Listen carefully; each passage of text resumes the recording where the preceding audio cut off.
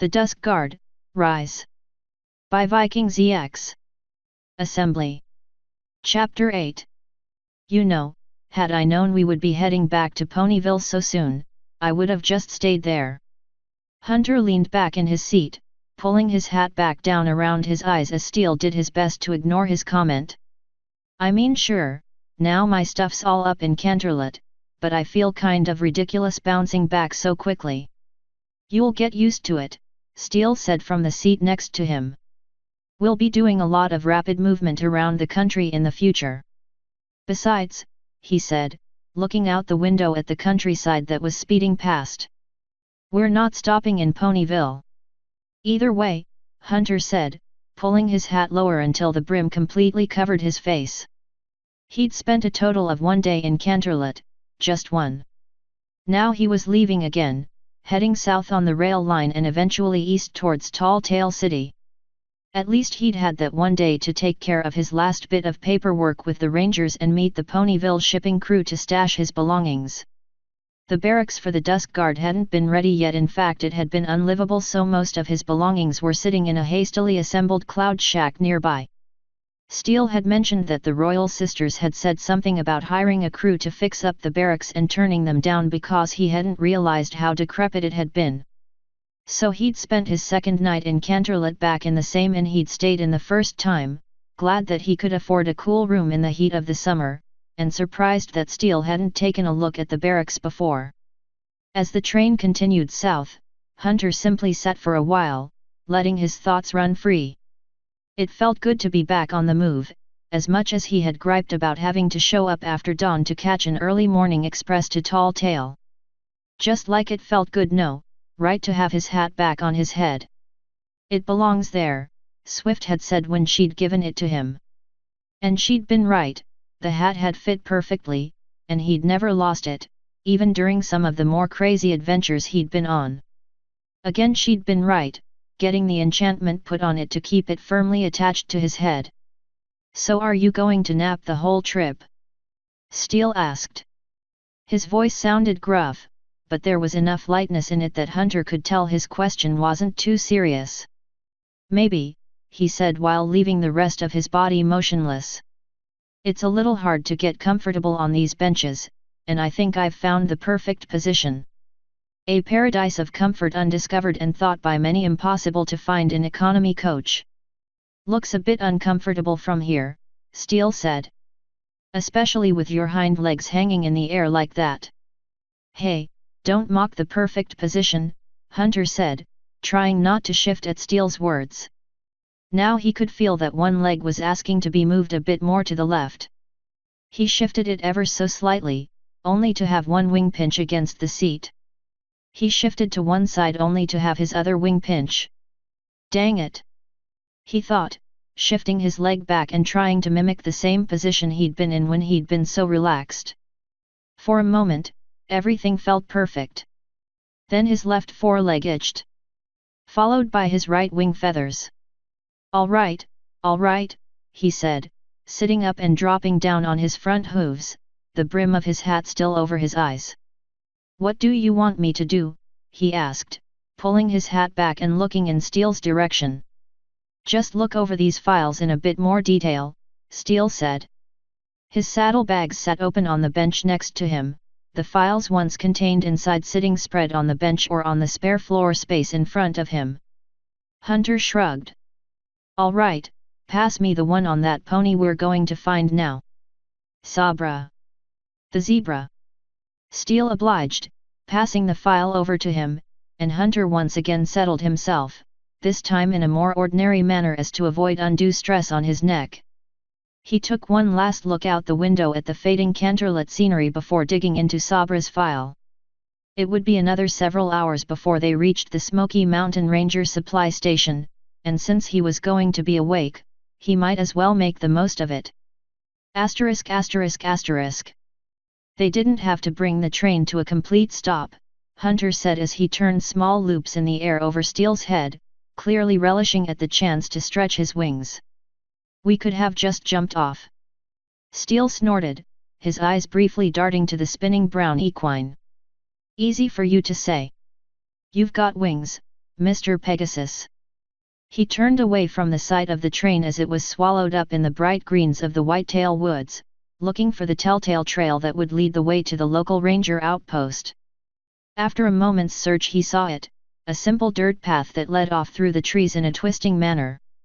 He hopped off of the small wooden platform that served as the rail supply station for the outpost and started along the path. "They keep this path pretty clear," he said as he walked along, Hunter choosing to stay airborne and beside him rather than dart ahead. Up ahead the path wound gently through the woods, wide enough that 4 ponies could have walked abreast, and trimmed so well that several Pegasi could have flown alongside Hunter without worry. "Yeah, the Smoky Mountain outpost is pretty well maintained," Hunter said, ducking under a rare low-hanging branch.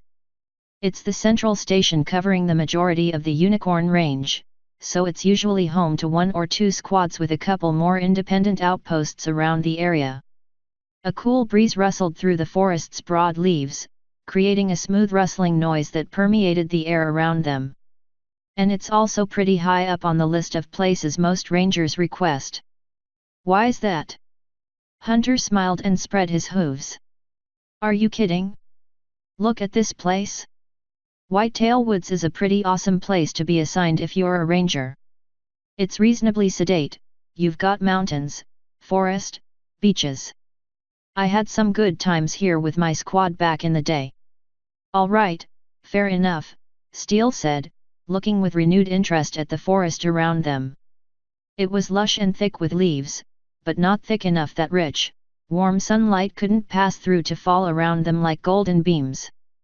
The trees weren't tightly packed together like the Everfree either, there was plenty of space between them, even with bushes and other patches of greenery, enough that the path they were walking on really could have been easily made anywhere. In fact, Steele realized, the trail seemed to be winding back and forth not because it needed to, but simply to show off the view. "And there it is," Hunter said, darting ahead with a quick burst of his wings. Steele looked a bit more closely at the trees ahead of him but couldn't make out what the sharp-eyed Pegasus had seen. Hunter was already almost out of sight, darting from side to side and weaving through the trees. Steele broke into a canter, his hooves leaving clear marks in the pale brown dirt as he surged forward to catch up with Hunter. It was around the next bend that the Smoky Mountain Ranger Station finally came into view through the trees.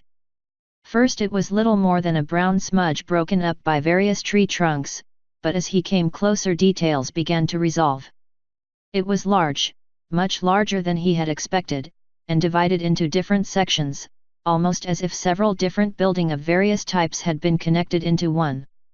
The path led right up to the entrance, where several steps rose up to a large double door that was currently wide open. Hunter was standing near the base of the stairs, already excitedly chatting with a light gray unicorn mare with a rich purple mane. "I'm not a ranger anymore," Steele made out Hunter saying as he moved closer. "You're not?" the gray mare asked, shocked. "You quit?" Hunter shook his head. "Got recruited." His next words came out as a whisper, just low enough that Steele could hear him over the crunching of his hooves on the gravel that surrounded the station. "Forcibly." Hunter made an exaggerated hoof motion in Steele's direction and the mare rolled her eyes while shaking her head. "If he had to force you into anything that he's going to be a part of, then he doesn't know what he's in for." The grey mare rose from her spot on the porch as he approached and trotting down the steps. "Ranger Violet Petal, at your service," she said, stopping and extending her hoof towards Steele. Now that she was closer, he could make out the small pair of bright orange flowers on her flank, although he wasn't sure what kind of flower they were. He took a few rapid observations about her. Probably 5 or 6 years older than Hunter, near retirement judging from the smaller wrinkles in the corners of her eyes. In shape, but not quite as in shape as she had been a few months ago, perhaps owing to the relaxed nature of the environment. Was she serving at a desk job then? A strong voice, one that was used to giving orders and having them followed. "Captain Steelsong, Dusk Guard," Steele said, giving her hoof a shake. "I see you already know my lieutenant," he said with a tilt of his head towards Hunter. "A lieutenant?" Violet said, looking back over at Hunter. You hadn't mentioned that part yet. First Lieutenant actually. Hunter said, flashing her a grin. I wasn't about to let myself take a pay dive. Ha, I've seen your pay grade, Violet said with a roll of her eyes. You had nothing to worry about. She turned her attention back to Steele. So, aside from being beleaguered with this joker and probably wanting to pawn him back off on us, what can I do for you? I'm looking for a pony that was spotted in this area a few weeks ago. A zebra actually. You're looking for Sabra? Violet said, surprised. A defensive look came into her eyes. Why? She asked, her gaze narrowing. Relax, Hunter said before Steele could say anything. We want to hire him. Oh, and he said in an off-hoof manner, he was here a few days ago. How did you? Steele said, neatly mirroring Violet's own how in Equestria. Hunter rolled his eyes and pointed one hoof at the hoof prints of his cutie mark. Cutie mark in tracking, remember? He was here a few days ago. He left some strands of his coat caught on the door when he opened it. He flew over to the station doors and carefully wiped his hoof down the door. See? He asked, carefully flying back. Sitting in the center of his upturned hoof was a small cluster of white and black hairs.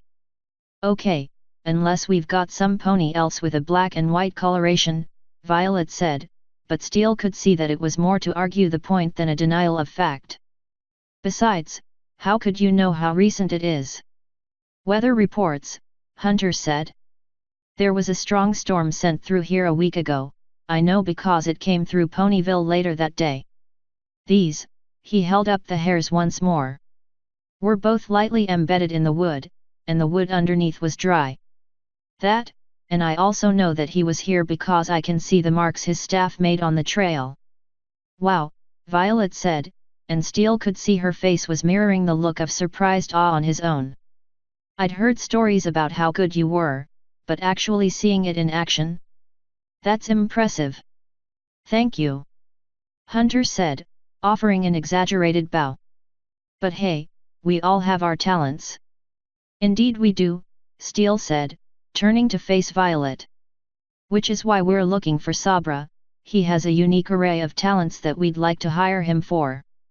Well, Violet said, visibly relaxing as she looked towards him. Hunter's right, Sabra passed by here a few days ago. We see him every once in a while, sometimes he stick around for a few hours and pitches in with the odd job or two. She waved a hoof at the station behind her. He even helped us paint this place a few months ago, barely accepted the bits we offered for it. Her hoof switched directions, pointing at a path that receded away from the station through the forest. Not that your tracker he couldn't tell, I'm sure, but he lives out somewhere on Smoky Mountain. Steele tilted his head back, taking in the sight of the massive peak that jutted out over the forest like rocky, crag-filled spike. The highest peak in the Unicorn Range, Smoky Mountain towered over the landscape like a snow-capped leviathan. Its lower flanks were covered in trees, the vibrant greens of the whitetail woods giving way to the darker greens of mountain pines as the forest moved upward. Eventually the trees became scarce altogether, the mottled greens giving way to patches of grey stone, interspaced by small bits of color that were the forest's last, most hardy handouts. The peak itself was wrapped in snow that persisted year-round, even in the heat of the summer, giving the peak a perpetual haze of wispy cloud that had earned the mountain its name. Every so often some dutiful geologists or tourists would undertake the journey to the peak, spending several days making their way up the side of the mountain. While not as impressive as some of the peaks elsewhere in the world such as the Waineelias, Smoky Mountain had earned itself a respectable status as one of Equestria's best locations for determined mountaineers. Pretty interesting place to live, Hunter said, breaking Steele's concentration. Any ideas on where exactly? Violet shook her head. We've got the outpost on the south side of the mountain right near the edge of the tree line, but no pony has ever seen him go by, so he probably leaves the trail before then and strikes out on his own. Shouldn't be too hard for me to pick up his trail then, Hunter said, landing on the ground and moving towards the path Violet had pointed out. "Thanks for your help." He didn't look back, his eyes were already on the trail in front of him, taking in detail that was invisible to anybody else.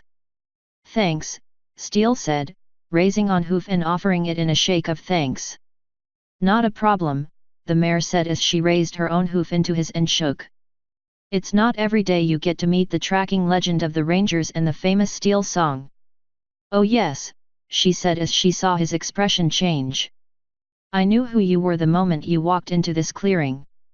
You might not be a big-name pony like say, Sapphire Shores," she said, her hooves making quote marks in the air, "but you're a story among the Rangers for the few times you've pitched in to help out. Most of us senior officers are old enough to remember the help you gave us near Manhattan." "Don't worry," she said, snapping him a salute. "We're not going to put you up on a pedestal or anything, but we do our best to repay whatever help we're given." "Thank you," Steele said, smiling as he returned her salute. "It's been a pleasure." And with that, he turned towards the forest trail and started off after Hunter. They made their way along the trail for several hours in relative silence. Around them the wind continued to rustle through the leaves, mixing with birdsong and occasional animal calls to make a relaxing symphony that seemed to follow them through the woods. Like the trail from the supply stop, the path was wide and well maintained, and wound through the forest with no apparent hurry. Several times it passed over small streams, on a few occasions even the same stream, doubling back like a snake as it made its way through the woods. Neither of the two ever got wet however, as the Rangers had built bridges at each one of the crossings, sturdy things of thick wooden planks that produced solid thumping noises as the two ponies made their way over them. Eventually the trail began to slope upward and the forest around them began to change, the smooth pale bark of the whitetail woods giving away to the rougher and darker bark of the occasional mountain pine or spruce tree. Instead of the occasional leaf under hoof, the trail began to show signs of the changing flora. Small patches of long pine needles began to coat the trail, making a faint rustling as they stepped through them. The sounds of the forest began to change as well, birdsongs fading as they climbed higher, replaced instead by the calls of eagles. The soft gurgle of creeks became a rushing roar as water cascaded over rocky drops. The air grew sharper, as if there was an invisible edge to it that couldn't cut, but could still be felt with each breath. The trail began to switch back and forth as the duo continued up the mountain, trading vertical ascent for ease, although from time to time the two would just cut across, Hunter weaving his body through the thick pine branches with impressive agility, while Steele would simply power himself up the slope, his thick muscles propelling him upward. Before long, the horizon began to drop and they could see the whitetail wood spread out below them like a thick, green carpet. The wooden bridges the two had crossed earlier began to show up even when there wasn't a stream to cross, instead bridging particularly narrow or unstable gaps in the trail. And still the trail climbed on. They were growing close to the tree line, the sun high overhead, when Hunter finally stopped, holding up his hoof in the stop now sign that Steele and so many of the Rangers understood. "He breaks off from the trail here," he said, pointing down at a scuff mark in the dirt. Steele moved in closer and leaned down as Hunter began to explain. "His hooves pivot here." He tapped a series of hoof marks that twisted in the dirt. "His staff switches sides, so he's adjusted the weight of his saddlebags on his back and now it's tilted the other way. His left hind hoof is digging slightly further into the darkened dirt of the trail." Hunter followed the path with his eyes, moving across the trail and then into the woods. "He's heading east," Hunter said, moving over to the side of the trail and inspecting some of the mountain brush. "The brush here is showing a regular break pattern, he must come this way every week or two." "Will it be easy to track?" Steele inquired. Hunter turned back to look at him and gave him a grin. He might as well have painted the trail with glowing paint while singing out "I'm a pretty loony and dancing," he said, before turning back to the edge of the trail and climbing into the brush. "If we're lucky, he's not too far away and we might be able to make it back to the station by nightfall." "I hadn't pegged you as the type to be afraid of the dark," Steele said as he followed Hunter from the trail and into the underbrush, pressing branches aside with his chest. The trail they were following had definitely been made by a smaller pony than he, and while Hunter seemed to have no problem sliding underneath and around the branches in their path, he was having to resort to shoving them out of the way. Hunter gave a small laugh as he ducked around another tree, his eyes still downward, following clues that were all but invisible to Steele's eyes. "Hey, I spent 3 years out in Everfree Forest, can't blame a guy for wanting to see who else roosts at the station that he might know. You can't tell just by looking at the ground?" Steele asked as he shouldered his way past the small pine, the hundreds of long needles feeling like an itchy brush as they ran through his coat. How did Hunter manage to keep his abnormally long mane from getting tangled in any of this stuff? "I'm good," Hunter said from ahead as the trail broke out of the brush and into a more open, although steeper, patch of the forest. "But I'm not that good." He looked at the ground ahead of him for a few moments, eyes panning across small trees, moss, and grass, before turning slightly and heading across without a sign of hesitation and plunging back into the forest. The trail continued in this manner, breaking in and out of the forest until finally it broke out altogether, having finally raised itself high enough to pass beyond the tree line. It was at this point that the journey became more difficult. Had the two ponies been on the southern side, where the rangers kept the trails on easily circumventable terrain and worked to keep them clear, the way forward would have been much easier. Instead, the two were following a path laid down by a lone zebra over a period of months, a path that wound through boulders and the rocky terrain with no regards to the ease of the path. Several times Hunter took to wing, flying over large boulders while Steele, still following, had to clamber up the rock behind him, carefully digging each hoof into the stone. "We're almost there," Hunter said, stopping suddenly on the rocky path. They were currently more than halfway up the mountain's east side, following a narrow outcropping of rock that twisted and turned along the sheer side of the mountain. "How can you tell?" Steele asked, looking down with apprehension at the long drop below them. He knew that if he fell, Hunter would easily be able to catch him before he approached the bottom, but that would mean climbing back up the mountain, something he wasn't too keen to do twice if he could avoid it. "The pattern of his hoof steps changes," Hunter said. "He speeds up slightly." He motioned with one hoof, pointing at a bend up ahead where the trail swept around the side of the mountain and out of sight. "Unless something started chasing him, I'd expect we'll find him right around this bend."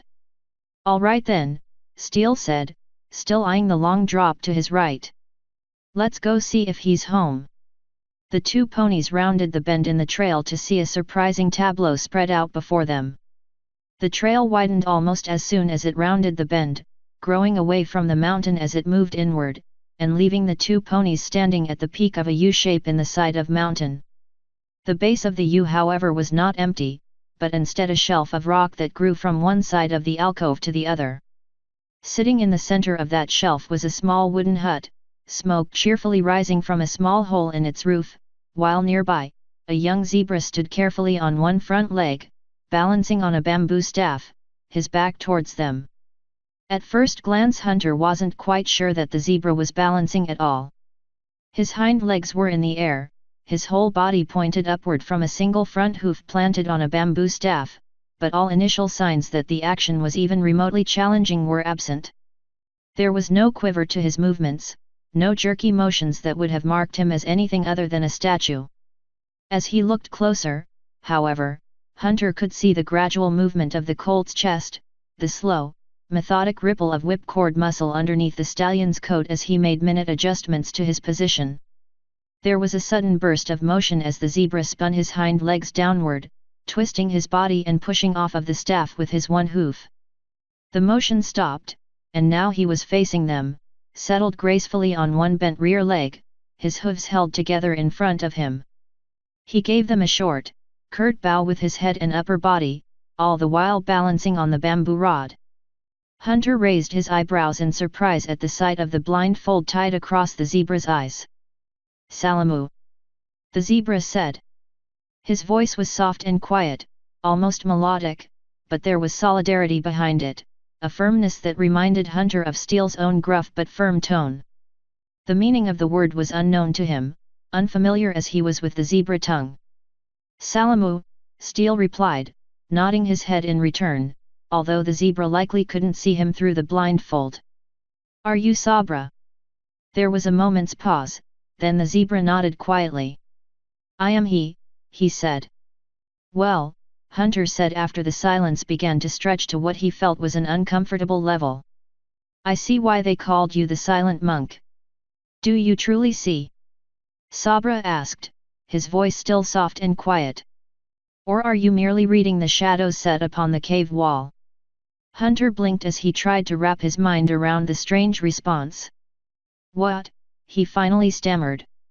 Don't worry about it, Steel said in his direction. You think too hard on it and you might hurt something. He turned back to the balancing zebra. Sabra, my name is Steel Song, and I am captain of the Dusk Guard. There was no response from the inert zebra. I'm here because I would like to offer you a position in our division. I've heard a great deal about your skills, and I feel that our team would be greatly for the better if we could enlist your services. Forgive me my manners. Sabra said after a moment, flipping his body once again and landing on his other forward hoof, this time with his back curled so far back that his grey and white striped tail was hanging above his black and white contrasting mane. I would cease my zoeza my exercise, he said, catching himself as he slipped into his own language, but I am nearly finished. Then, he said, idly putting his body into a spin with a twitch of his hoof. I will be more than happy to assist in your questions. They stood there in silence for a moment as Sabra put his body through more motions, each time landing on one hoof and staying perfectly balanced on the bamboo staff, although occasionally it would flex underneath his weight. Hunter watched as the zebra's body contorted itself into increasingly strange positions, each time landing spot on the bamboo staff. The colt's body moved like water, twisting and flowing through the air as he moved from position to position. As he watched, Hunter spotted what looked like a cutie mark on the colt's flank, a series of 3 concentric circles that radiated out from a central point. What it stood for he couldn't say, but it was clearly something special to the zebra youth. And youth he was. Hunter put him almost at the age most ponies would have been when they were finishing up their school years and beginning careers, although no pony that age had probably ever looked like Sabra. The colt's body was like one large coiled spring, Hunter observed as he watched the various rotations. There was no fat or signs of luxury on the colt's body, instead nothing but a smooth leanness of muscle. Although the colt was smaller than he was, Hunter could easily imagine Sabra being much stronger than he was. With a final kick of his hind legs, Sabra leaped backwards in a flip and landed neatly on all fours, his staff falling backwards towards him. He caught it neatly in his teeth, spun it around his neck once with a quick toss of his head, a feat that had Hunter's eyes wide, and then neatly slid it into a small grey harness that was wrapped around his chest. So, Sabra said, the tail ends of his blindfold hanging down in front of his shoulders. What do you two wish of me? How do you know there are only 2 of us? Hunter asked. There could be 3 or 4. The zebra smiled slightly. Because I only hear 2 of you. 2 steps of hooves approached on the pass, 2 have spoken. One of us could be a Pegasus, and could be flying overhead. Hunter replied. He noticed from the corner of his eye that Steel was giving him an amused look. You are a Pegasus, Sabra said with a slight tilt of his head. And there are no other Pegasi nearby, nor unicorns, griffins, or other manner of airborne individuals. Hey, Hunter said, sitting back. The kid certainly sounded sure of his deductions. You didn't read all the way through his file, did you? Steel said quietly with a shake of his head. His special talent is navigation by sound. Oh, Hunter said, thinking back to the file that he'd made it through only the first page of before his thoughts had drifted.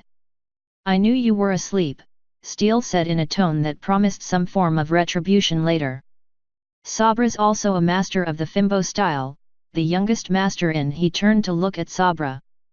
17 generations, Sabra said with no hint of pride at the accomplishment, but Hunter noted, no sense of disappointment either. Thank you, Steel said, giving Hunter one last disapproving look before turning back to look at Sabra. "So, Sabra." There was a polite nod from the zebra. "Captain Steel Song, it's a pleasure to meet you." Steel strode forward and raised his hoof, and Hunter was again impressed when Sabra's own hoof rose in perfect time to meet Steel's in a hearty shake. "Asante," Sabra said, dropping the captain's hoof and then using it to pull his blindfold from his face, revealing a pair of shockingly vivid violet eyes staring at them. "It is always a pleasure to meet new ponies," he said, slightly haltingly. His voice was still soft. "Now, as to what you said earlier." "Indeed," Steel said, sitting back on his haunches, Sabra doing the same. "As I said, I'm captain of the Dusk Guard. It's a new guard division," he said as Sabra's brow slightly furrowed at the name. "We're building a small detachment of very talented ponies to serve Equestria in whatever capacity is requested by the Royal Sisters, primarily to protect and preserve the peace of those who live here. I would be honored if you would add your skills to the Dusk Guard." There was a long period of silence after Steel finished speaking. Sabra was motionless, his gaze fixed on the olive-colored stallion. Then after some time, he sighed and spoke. "When the world is at peace, a gentle pony keeps his sword at his side." His voice was quiet and somber. "Are you like Aristotle of old then, making war that you may live in peace?" "To subdue an enemy without fighting is the acme of skill," Steel replied, and Hunter recognized it as a quote from an ancient Pegasus commander. "We will not seek violence, not as such." "Then what?" Sabra answered, looking Steel directly in the eyes, "would you require of me if I?" He paused, struggling for the right word and finding it, "joined." Steel shrugged. "I can't rightfully say. It may be that we are asked to repel another invasion like one from the changelings we suffered several weeks ago. Or it may be that someone becomes lost somewhere and we are sent in to help them. We are to protect the citizens of this nation, and that is our calling." "And does it matter so much that I am not technically a citizen of this nation?" Sabra asked. "Well, not as far as I see it, no," Steel said, fixing a dark blue eye on Sabra. "According to what I've read about you, you've already proven yourself capable of protecting those in need, once in the hayseed swamps, and again in the Foal Mountains. If you ask me, you've already proven yourself fit to serve on the Dusk Guard." There was another patch of silence and then Sabra spoke. This time, however, he turned his attention to Hunter. "May I ask you a question?" he said, his voice still calm and quiet. "Sure," Hunter said, wondering what the zebra's purpose was in addressing him. "I was wondering what you would say life is." Sabra asked. There was no hint of amusement or malice behind the question, just pure, honest inquiry. "Well, Hunter said, his mind racing. "I guess it would be everything around us." He motioned with one hoof at the mountains around them. "I mean, everything that's alive is life, so that would be the answer to your question, I think." He stopped expectantly, but Sabra didn't look convinced. "And you, Captain Song," Sabra said, facing Steel once more. "Just call me Steel for now," Steel said, getting a quick nod from Sabra in return. "Steel, then," Sabra said. "What do you think life is?" Steel paused for a moment before he spoke, and when he did, his gaze was slightly to one side, as if he was looking at someone other than Sabra.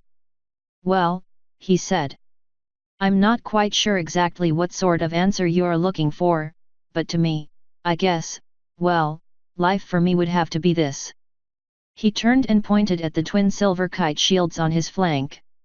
"My life has been all about protecting and defending those who need that protection, that help. To me life is." There was a pause in his voice and Hunter had the distinct impression that there was something more he wanted to say, but didn't want to say. "It's protecting those I care about," Steel said at last. "Whether they be a pony or an individual that I know or not. If they need protection, then I protect them." He looked back at Sabra, and Hunter could see the fierce determination in his eyes at his words. "My life has been in the protection of others." How much do you know about my travels here in Equestria? Sabra asked. Do you know why I travel here? When Steele shook his head, Sabra continued. Among the order that I am part of, when one wishes to pass beyond the rank of master to the 7th and highest rank, they are told to create a question. We ask our question of the other masters, and of the students, until we have asked our question of everyone at the monastery. If we ever receive an answer that satisfies our question from any at the monastery, we are to return and begin anew with a question. When we reach a question that has no answer, then we are expelled from the monastery to travel the world until we reach the answer we seek. It is then, and only then, that we return to our people and give our answers so that all may be enriched by our experiences. I seek the answer to a question, and so I have come to Equestria in search of my answer. Sabra finished speaking and sat back. Hunter hadn't even noticed when the cold had risen. Seems like there could be a few ways out of that one, he said. You could ask something simple like what do I have in my pockets or something like that. Hunter, Steele said, his voice a warning tone. No, it is fine, Sabra said. Each question is always different, and each is individual, although I believe that question has been asked before by a traveler such as myself. Either way, Steele said, shooting a warning look Hunter's way as he turned towards Sabra again. So you want to find the answer to your question then? The zebra nodded. Well then, we can help with that, Steele said. Join us, and you'll be under the direct employ of the Royal Sisters, as well as traveling with us to various locations. If you don't find the answer in the Canterlot archives or on one of our missions, I'm more than certain that one of the sisters themselves could help you. Perhaps, Sabra said. Although, once I have my answer, would I be free to return to my order as I pleased? You would, Steele said. As long as you wouldn't mind any attempts to convince you to stay. Sabra smiled. Truly would the world be a grim place indeed if we did not attempt to delay the moving on of those close to us. So you'll do it? Steele asked. Sabra smiled at them both. Ndio. When do we depart, and what shall my duties be? We'll depart as soon as you can be ready, Steele said. Do you need much time to gather your things? He asked as Sabra turned and vanished into the small hut. Truly I have but a little in the way of material goods. Sabra called from the doorway. I travel light and swift. There was the sound of something rattling from inside as the monk continued to assemble his goods. The hut I shall leave, its interior some other stray traveler to protect in time of need. There was a last puff of smoke from the roof, and Sabra walked out, the cabin's small door shutting behind him. A rolled bedroll was over his back, and 2 small saddlebags sat astride each flank. His bamboo staff was still sitting lightly against his upper right side, swinging slightly with each step. So, he asked, his voice louder and clearer than any time he had spoken previously, and a wide smile on his face. Where are we headed? To Appaloosa, Steele said, tossing his head towards the trail. To collect the last member of our little team. He started down the path at a brisk trot. If we hurry, we can make it to the ranger station before dark. I'll tell you all about your new job along the way. Sabra watched as the 2 ponies began making their way along the trail. He hadn't quite done his full practice since the 2 had come, but it never hurt to test his abilities a bit more. He reached into his saddlebags and pulled out a well-worn strip of cloth. With practiced movement, he flipped it over his eyes, tying the back in a swift knot. Then, eyes closed to the world, he followed the 2 older ponies down the trail. He was Sabra, Fimbo Master. Author's note. As promised, up early to make up for later events, which I later found I had misscheduled, but since I'd already agreed. 5 members of the team accounted for. That only leaves that one more to track down and find. Hopefully, whoever they are, it won't prove too difficult.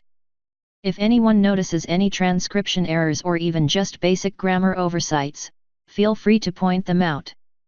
I was looking over a few of the early chapters, and found a few small ones here and there, some of which might have stemmed from going from Google Docs to FIMFIC, since they were really odd.